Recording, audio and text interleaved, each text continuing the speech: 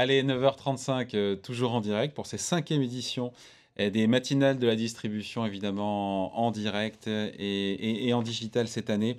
Après cette première table ronde, on enchaîne avec une seconde qui, j'espère, sera tout aussi passionnante, notamment sur les produits. Maintenant, on a vu le cadre réglementaire, maintenant les produits et le comportement des produits en termes de collecte, de performance, justement, de ces fonds durables. On va commencer avec Hortense. Hortense Bioy, vous êtes avec nous. On a hâte de voir Bonjour. votre... On vous voit. Bonjour. Voilà, merci d'être là. Voilà, comment ça va? Ça va très bien, Vous ça êtes de va chez très bien. Je vous appelle de Morningstar? Londres. Bon, très bien. Directeur Sustainable Research, donc en français de la recherche responsable chez Morningstar. Comment se comportent les fonds durables justement en termes de performance, de collecte? Est-ce qu'il y a des différences justement? La réponse est oui, évidemment, entre les fonds durables et les fonds qui ne le sont pas, les fonds traditionnels. Un petit topo déjà de la situation, Oui, tout à fait. avec des Alors ces 2 chiffres. derniers oui, bien sûr. Alors vous voyez sur votre écran, j'espère. Ces 2 dernières années, on a vu vraiment une augmentation fulgurante, hein, du nombre, de fonds, durables. En moins de 2 ans, l'univers des fonds durables en Europe s'est agrandi de 40 pour, en compter maintenant près de 2 900. Rien que sur les 9 premiers mois de l'année, on a vu, près de 340 fonds supplémentaires arriver sur le marché. Quant à la collecte de ces fonds, elle a aussi, battu des records, 135 milliards d'euros depuis le début de l'année, ce qui est 3 fois plus élevé tout de même que la collecte des fonds traditionnels et ceci est bien entendu, dû à l'engouement grandissant des investisseurs pour l'investissement responsable et durable et ce, malgré la crise, du Covid ou plutôt devrais-je dire grâce à la crise, du Covid parce qu'il est vrai que l'épidémie a sensibilisé, davantage les investisseurs, aux risques ESG et surtout au risque, climat. Les investisseurs comprennent et acceptent davantage aujourd'hui qu'il faut protéger l'environnement. C'est d'ailleurs aussi, pour cela que cette année, on voit un nombre record de nouveaux fonds se focalisant sur la thématique, environnementale. Un quart, des nouveaux fonds durables lancés cette année ont un thème climat, bas carbone ou autres liés à l'environnement. Les fonds durables ont également, beaucoup, la cote cette année parce qu'ils ont fait, leurs preuves en matière de performance. En moyenne, les fonds durables ont mieux résisté que les fonds traditionnels à la panique, que l'on a vue sur les marchés au premier trimestre, au moment de l'éclatement de la crise, du Covid. Alors, là, les explications, bien entendu, sont multiples et encore enfin, moins claires, mais on peut dire qu'en partie, cette meilleure performance a été due au fait que les fonds durables ont tendance à être moins exposés au secteur de l'énergie qui a beaucoup souffert, hein, lors de, la chute, des cours du pétrole au premier trimestre et ces fonds-là sont aussi plus exposés à des secteurs qui ont jusqu'ici ont mieux performé comme la technologie. Et le healthcare. Autre explication, les entreprises qui ont tendance à bien gérer leurs risques ESG ont aussi tendance à avoir des cours de bourse moins volatiles et qui résistent donc mieux en temps de crise sur les marchés. Et donc, pour conclure sur ce point de la performance, cette année tout particulièrement, les fonds durables ont prouvé qu'investir de manière responsable et durable n'implique pas de renoncer à une partie de sa performance financière. Guillaume Hang, pour Crédit Mutuel Investment Manager, dont vous êtes le directeur général. Vous en pensez quoi sur la partie performance de ce que vient de dire Hortense Bioy? Est-ce que il y a toujours cette question de savoir effectivement quand on investit dans du durable, si la performance est au rendez-vous? Elle est là aujourd'hui? Est-ce qu'elle l'est sur plus longue période? Elle évoquait ce biais, à la fois le biais sur les technos, ou le biais sur le fait d'être moins présent sur l'énergie. Vous en pensez quoi? Quel est votre point de vue? Bonjour. Alors je rejoins complètement ce que vient de dire Hortense. Si on revient au point de départ et à l'étymologie de l'investissement extra-financier, bah, c'est ce qui va au-delà de la période de prévision que fait l'analyste financier. On est dans l'extra-financier et donc forcément on s'accorde à regarder d'autres facteurs de risque, qui peuvent, peser sur une entreprise et donc partant de là, ça vient compléter une analyse, qui peut être faite, sur des critères purement financiers. Donc ça réduit le risque, ça améliore, de facto la performance puisqu'on évite les dossiers, les plus les plus difficiles ou les dossiers les plus sensibles.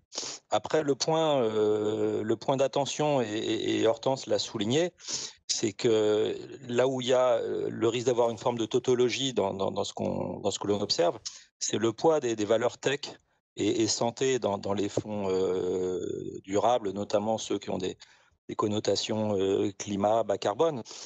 C'est une évidence. À la fois, les valeurs tech polluent moins que des valeurs cycliques industrielles.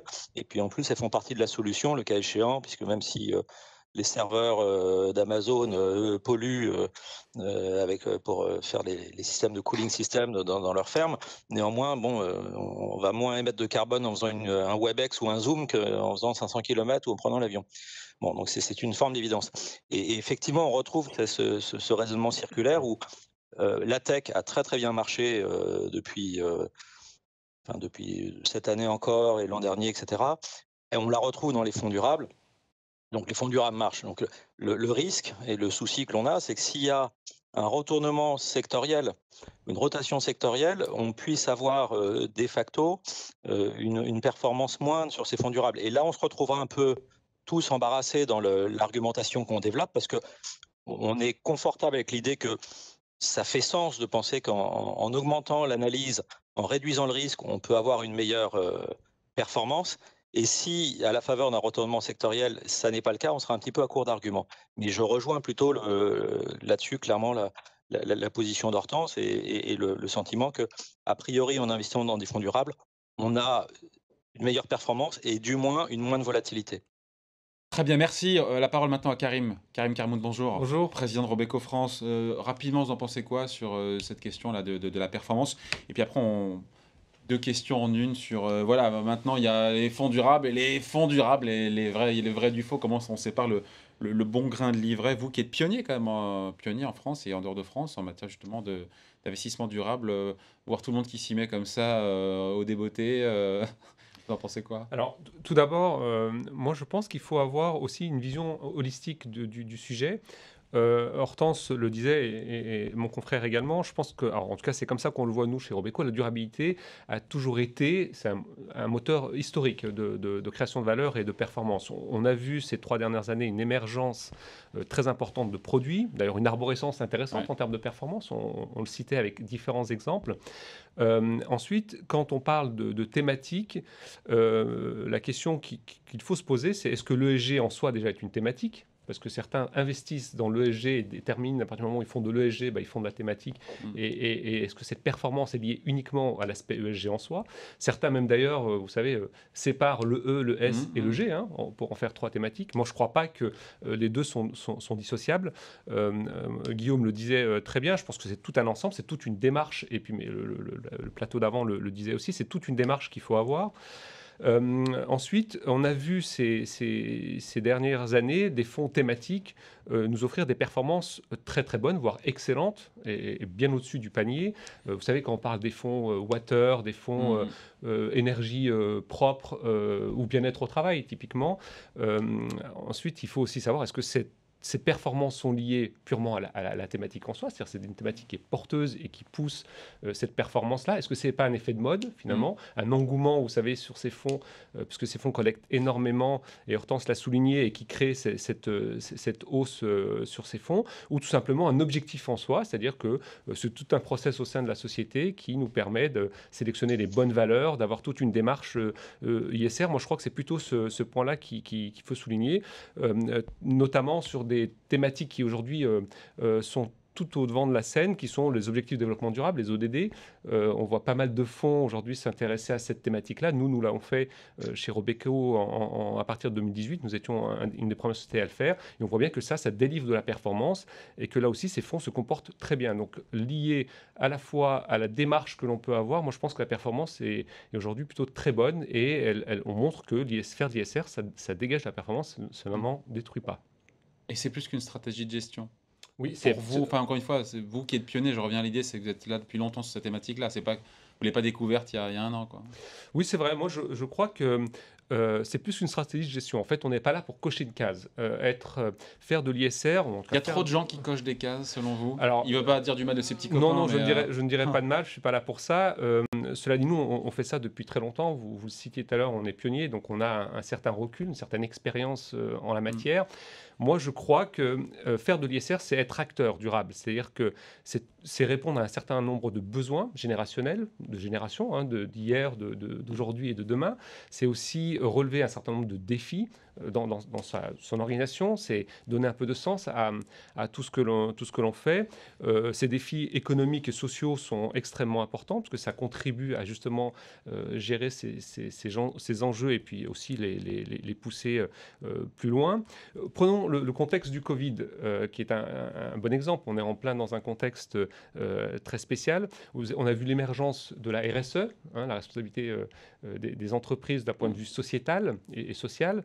On voit bien que le management du care, vous savez, s'occuper du salarié et faire en sorte qu'il soit bien, qu'on garde aussi ses compétences en interne, est devenu pratiquement une obligation. Donc vous voyez que c'est toute une démarche que doit prendre aujourd'hui l'organisation. Moi, je crois que en tout cas, c'est comme ça qu'on le voit chez Robeco. L'ISR, c'est un moteur de création de valeur qu'on a absolument intégré dans toute notre organisation par rapport à des défis mondiaux, à des changements climatiques. Vous voyez, une organisation qui nous permet de s'associer aussi à des initiatives de place. Je vais vous donner une initiative qui est très récente et à laquelle Robeco s'est joint avec 25 autres investisseurs. Nous sommes 26 à relever ce défi-là. Septembre 2020, nous avons lancé une initiative internationale qui s'appelle Finance for Biodiversity Pledge, qui est un sorte de call to action où ces 26 acteurs invitent les entreprises à être beaucoup plus transparents sur leur façon de faire, sur leur ESG, mais également de pousser les entreprises par la participation et l'actif actionnarial à être beaucoup plus actifs et meilleurs là-dessus. Je vous donne un autre exemple. Chez Robeco, nous avons lancé une organisation qui est unique pour le coup, qui est le Sustainability Investing Center of Expertise. Nous avons créé une équipe, une sorte de plateforme en interne, un centre d'expertise. Nous avons mis tous nos meilleurs experts de la maison pour insuffler, si vous voulez, pour diffuser cette expertise au sein de l'organisation et que l'ESG ne s'applique pas uniquement à un produit ou à une façon de faire de gestion, mais que ça aille du back-office, si vous voulez, jusqu'au final, au client final. Vous en pensez quoi, Guillaume Ang, pour Crédit Mutuel Asset Investment Manager, directeur général? Vous en pensez quoi, ce qui a été dit là Ils sont en avance sur les autres chez Robeco ou c'est des pratiques que vous avez aussi en interne? Et aussi les questions sur, c'était aussi l'objet de votre intervention, sur l'impact du Covid sur la dimension sociale de l'ESG. Deux questions en une aussi. Hein. Puis on a perdu un petit peu de temps là.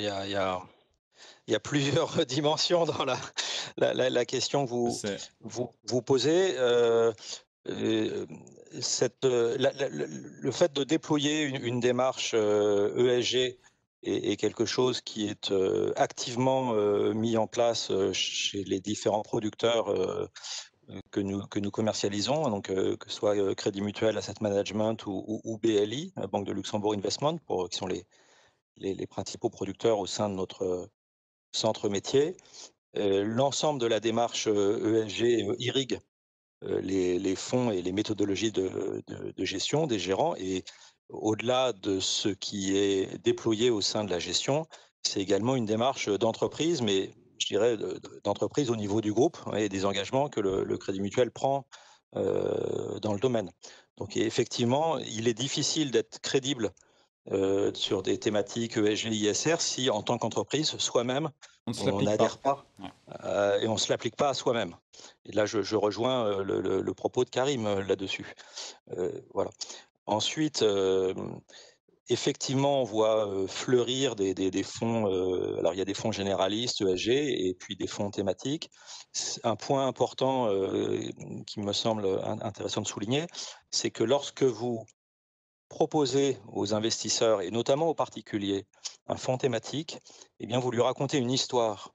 Lorsque vous lui proposez un fonds, j'irais uniquement qui va se déployer sur une classe d'actifs, Action Europe, c'est plus difficile à raconter parce que vous êtes obligé de lui raconter la bourse, l'économie, le rendement, enfin la performance des valeurs qui, sur le long terme, doit être à peu près similaire au ROE qu'elle dégage et qui elle-même est une fonction de la croissance économique, etc.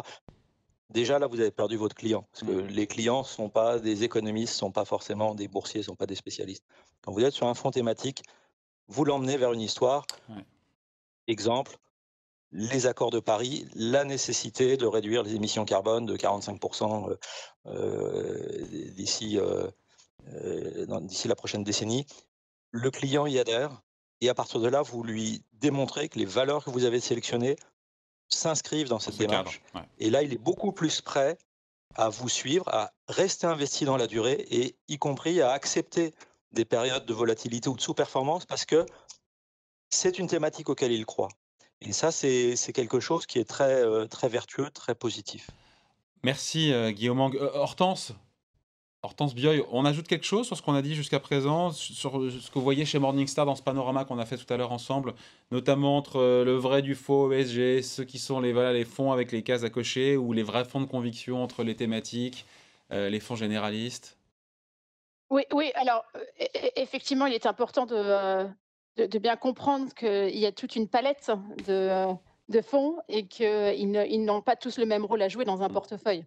Voilà, alors les fonds généralistes, fonds durables peuvent très bien être utilisés comme substitut à à des fonds traditionnels. Les fonds thématiques, ça dépend de comment comment le thème ou même le portefeuille dévie vraiment du marché. Donc, un fonds thématique n'aura pas le même rôle à jouer dans un portefeuille qu'un fonds généraliste. Donc ça, c'est important à dire. Maintenant, sur la question des comment l'investisseur, surtout l'investisseur retail, peut s'y retrouver là-dedans. On a parlé tout à l'heure des labels. Alors, je ne sais pas si on a dit combien il y en avait quand même des fonds labellisés en Europe. J'ai dit que nous, dans notre univers de fonds durables à Morningstar, en Europe, on compte 2900 fonds durables, mais de fonds labellisés, il y en a quand même maintenant plus de 1200. Plus de 1200. Le label qui prime en Europe, c'est bien entendu le label français, le label ISR, avec 500 fonds labellisés, suivi du label belge Towards Sustainability avec 418 fonds, et enfin le Lux Flag. Alors, ce qui est intéressant, c'est de voir qu'il y a une compétition quand même, il y a une concurrence entre tous ces labels, il y a une course à la labellisation. Quel label aura le plus de fonds certifiés? Il faut espérer quand même que cela ne mène pas à un nivellement par le bas. Et je veux dire quand même que nous et d'autres entreprises qui travaillent sur ces sujets de classification, d'identification et de classification, il y a quand même, c'est une tâche assez difficile, parce qu'on se base quand même sur des documents qui emploient un langage assez vague, et c'est ces documents-là aussi que les investisseurs doivent lire. Donc ça, c'est difficile aussi pour eux. Il y a quelque chose dont j'aimerais parler, parce que c'est En quelque chose dont 30 on parle secondes, pas beaucoup. Hortense, on a perdu du temps là. Vous avez 30 secondes. Allez, 45, pas Oui, plus. c'est la reconversion des fonds traditionnels. Voilà, Ouais. Ah, bah, c'est c'est une intéressant tendance ça. que l'on voit, parce que quand même, nous, selon nos données, plus de 20% des fonds durables en Europe étaient auparavant des fonds traditionnels. Donc, Mais on voit transformé comme de aussi par magie ou vraiment ont été transformé? non, non, bah, ils ont changé, ils ont changé de mandat. Ils peuvent avoir maintenant une stratégie low carbone ou faire du best in class. Même certains se sont transformés en fonds thématiques. Donc là aussi, ça peut rendre l'analyse de la performance aussi difficile, parce qu'en fait, vous n'avez pas d'historique, Ouais. si un fonds est transformé.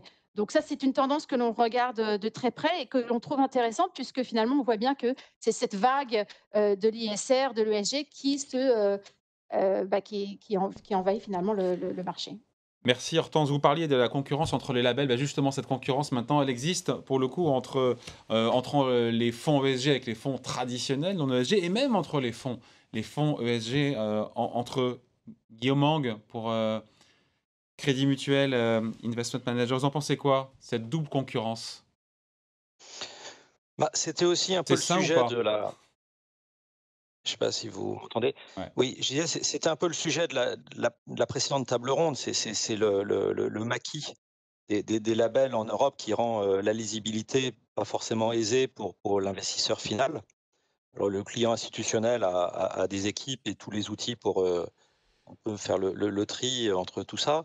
Le particulier, moins. Et donc l'enjeu d'avoir une taxonomie un petit peu homogène en Europe Mais sur le et de se contexte conduire. concurrentiel entre encore une fois, au sein d'une même maison, entre les fonds ESG et les fonds qui ne le sont pas, et les fonds ESG entre eux, au sein d'une maison et au sein du marché. Disons, il est clair qu'il y a un niveau, le label, notamment en Europe, un label, enfin en France, un label comme le label ISR est, je pense, assez bien connu, rassure et est considéré comme, je dirais, abritant derrière un fonds pour lequel la méthodologie de gestion et de sélection des valeurs est stricte.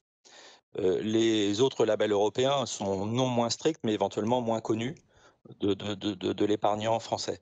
Ce qui est intéressant néanmoins dans des fonds ESG, c'est de pouvoir aller éventuellement investir sur des valeurs euh, très intéressantes, très investies, ou dans une approche fonds de fonds sur des fonds eux-mêmes très rigoureux dans leur démarche, mais qui ne seraient pas nécessairement labellisés ISR ou sur une gestion active en titre vif, ne seraient pas forcément accessibles dans une approche ISR, simplement parce que la donnée n'existe pas sur, autant la donnée ISR est très facile d'accès sur des valeurs européennes, elle est un peu moins simple sur des valeurs américaines, et alors elle devient vraiment compliquée à obtenir sur des marchés plus exotiques. Et pour autant, on peut être investi sur des très belles histoires, des valeurs très performantes, des entreprises très performantes et très respectueuses de différents domaines environnementaux. Donc je pense pas qu'il faille opposer tel ou tel label. Je pense qu'il faut vraiment regarder tout ça avec beaucoup de soin, avec beaucoup de sérieux. Karim, Oui. Karim Karmoun pour Robeco, président de Robeco, vous en pensez quoi dans ce débat, au-delà du label et cette concurrence, encore une fois, qu'il y a entre les fonds au sein d'une même maison ou entre maisons concurrentes, concurrence entre les fonds ESG, non ESG, les fonds ESG entre eux? Alors, Enfin, fonds durables au sens oui, large. bien sûr. Moi, je vais parler notamment pour les fonds sur le marché, puisque chez nous, en fait, la question ne se pose pas. Oui. On a décidé que l'ISR, l'ESG était mainstream, donc on en fait, on n'a pas de concurrence, j'allais dire, intra-maison ou dans la maison. Cela dit, moi, je pense que cette concurrence est plutôt bonne. Elle est saine. Parce que d'une part, alors les labels, on le citait, vont nous permettre de structurer un peu tout ça. On a aussi une exigence de nos clients qui est de plus en plus forte. On parle aujourd'hui de distribution, notamment via ces labels-là, parce c'est un peu un sort de tampon, un sorte de droit à passer le fil d'un certain nombre de partenaires, notamment les assurances vie. Si je parle de l'assurance vie de la loi Pacte, je crois qu'on en avait parlé un peu avant, c'est l'exigence d'avoir le label français va devenir presque maintenant inévitable. Donc moi je pense que cette concurrence est bonne, elle nous permet, nous en tant que société de gestion, d'être toujours à la pointe, de pouvoir innover, d'être toujours à la recherche de l'excellence. Je crois qu'il faut aussi faire attention à tout cet engouement qu'il y a. Ça peut aussi avoir des effets contraires, des effets pervers, notamment le greenwashing, l'impact washing. Vous savez, tous ces fonds, et c'était un peu sous-jacent à une de vos questions. Il faut, je crois, faire très attention. Ça doit être toute une démarche et le marché doit se structurer par rapport à ça. Moi, je crois que les labels vont nous aider. Il y a aussi maintenant des démarches plus européennes. Hein. On cite le Green Grid, vous savez, où il va falloir catégoriser selon trois critères bien précis, en grey, en light ou en dark green nos fonds dès 2021. Toutes ces démarches sont bonnes, elles sont saines, elles nous permettent de structurer et d'améliorer en effet cette distribution de nos produits. Bon, encore une fois, ça tombe sur vous, Hortense, en moins d'une minute pour Morningstar, la représentativité justement des fonds ESG dans les principales classes d'actifs. Qu'est-ce que vous voyez en termes de chiffres chez Morningstar? Oui, on a ces données-là. Alors comme, je disais en introduction, hein, les fonds, durables affichent des collectes supérieures à celles que l'on voit dans le monde des fonds, traditionnels. Leurs parts de marché, ont, beaucoup augmenté ces, 2 dernières années et on le voit, dans toutes les classes ou dans les principales classes d'actifs. Donc les fonds durables actions, par exemple, représentent dorénavant près de 13 de l'univers total des fonds actions en Europe, contre 8 seulement il y a 2 ans. Dans l'obligataire, les fonds durables ont une part de marché de 6 contre 3,9 il y a 2 ans. Et dans les fonds durables multi-assets, eh bien, leur part de marché maintenant atteint près de 10 contre 6,4 il y a 2 ans. Donc, ça montre bien que le marché des fonds durables évolue rapidement. Il devient beaucoup plus compétitif on vient d'en parler, avec une explosion aussi des fonds passifs, hein, parce qu'il ne faut pas les oublier, ceux-là, parce que ceux-là aussi, ils gagnent du terrain sur la gestion active. Et ça va continuer. Donc, les fonds indiciels et ETF ESG, il y en a actuellement plus de 320 en Europe. Et cette année, on est en passe de battre un nouveau record en matière de lancement de ces fonds passifs. Bon, voilà, merci à tous les trois. Merci Hortense Bioy donc pour Morningstar, Guillaume Hang pour Crédit Mutuel Investment Manager et Karim Karmoun, président de Robeco. Il y a une question qui est tombée, mais elle est sur les labels, donc c'est un tout petit peu moins dans le sujet.